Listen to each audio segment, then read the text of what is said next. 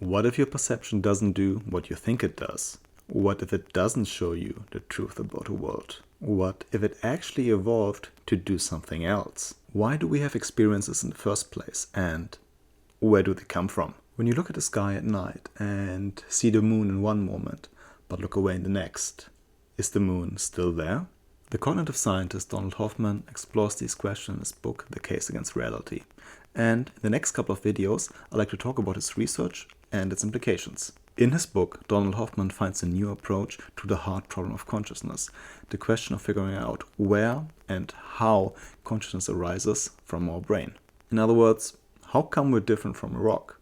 Like a rock, we have physical attributes like weight or density, but unlike a rock, we have experiences like the taste of chocolate or the sound of music, and we have opinions and beliefs.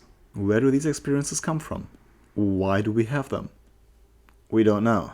And the whole story seems to be far more mysterious than we originally thought. Consider the split brain surgeries. In 1962, Joseph Bogan and Philip Vogel sliced Bill Jenkins' brain in half. They did that because he was suffering from severe and intractable epilepsy. This operation, as gruesome as it may sound, actually reduced the severity and violence of the epileptic seizures.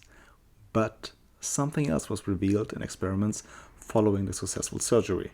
As it turns out, each half of Bill Jenkins' brain had its own perception, concepts, and impulses to act, which can lead to interesting dilemmas, like one side might want to get dressed in the morning while the other does not. So one side tries to pull the pants up while the other tries to slide them down again. But usually one side still overrided the other. So instead of one personality, we actually have two personalities living inside our brain.